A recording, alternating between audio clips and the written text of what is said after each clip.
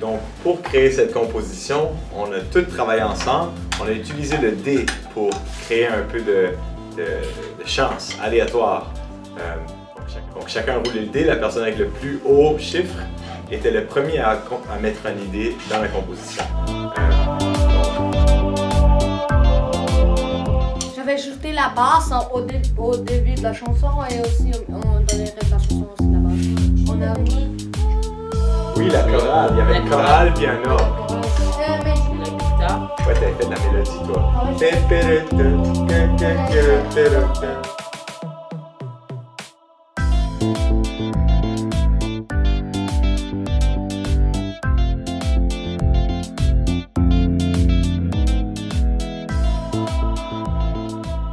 Ouais, donc le plus grand défi par rapport à composer en groupe, c'est de structurer les idées. On est tous là, on l'a enregistré sur mon petit clavier, puis je les laissais s'amuser jusqu'à temps qu'on trouve une idée qui est bonne. Mais même si l'idée est bonne tout seul, ça ne veut pas dire qu'elle va être bonne avec les restes des idées qui ont été apportées. C'est d'essayer de filtrer parmi les idées des étudiants ce qui va fonctionner avec la chanson.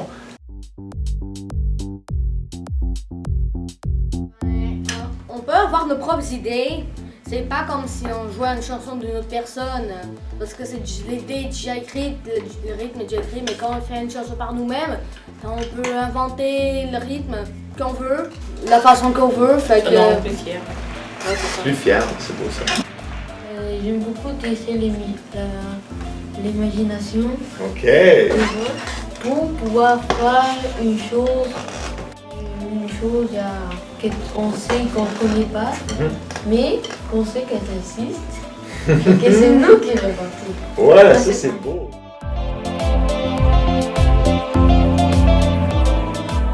Parce Oui, que grâce à eux, on peut même les inspirer. on peut aider à réaliser, on peut les aider à réaliser des rêves. Ouais, on peut les inspirer à jouer de la musique comme nous. Ouais, Les cours de musique chez Ali, c'est juste jouer de la musique. Ouais. Ils disent quoi faire et tu le fais. Ok. Puis là, comment c'est différent ici?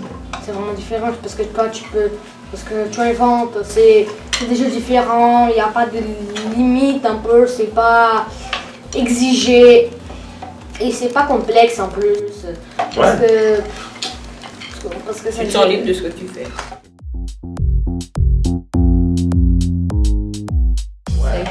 Donc, premièrement, d'être ouvert aux possibilités des jeunes. Souvent, on est rapide à juger une idée. Deuxièmement, utiliser des programmes d'ordinateur qui nous permettent d'enregistrer plusieurs choses en même temps. Il y a plein d'affaires qu'on peut utiliser aujourd'hui, soit le Chrome Music Lab, on peut composer avec ça, on peut composer avec GarageBand, on peut composer avec n'importe quoi qui nous permet de créer plusieurs pistes. Ça devient plus intéressant assez rapidement.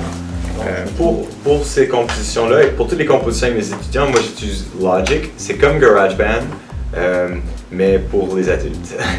Par contre, n'importe quel programme de production musicale va nous permettre de créer quelque chose de nouveau, instantanément. C'est vraiment plus un obstacle aujourd'hui, ça fait qu'on n'a plus d'excuses, mon ordi est pas assez fort, j'ai pas assez d'argent pour m'acheter. Non, il y en a des gratuits, puis ils sont tous légers à rouler, puis c'est vraiment ces outils-là qui vont nous permettre d'utiliser l'ordinateur comme un instrument de musique pour créer plus facilement puis plus accessiblement. Parce que c'est pas toujours accessible de dire ok, on compose avec une page de papier. C'est trop abstrait. On a besoin d'une connexion avec le son puis ce qui est sur l'écran, la partition, whatever. Puis peut-être du point de vue plus théorique, il faudrait choisir une tonalité simple que les jeunes connaissent. Ça crée un peu de restrictions, mais aussi moins de chances qu'on ait des dissonances non voulues. Parce que je pense que quand on est en train de composer, puis on entend quelque chose qu'on n'aime pas, ça nous arrête. Fait que si on peut effacer ce moment-là, on va essayer d'avoir de plus de moments où on se surprend que ça sonne bien finalement.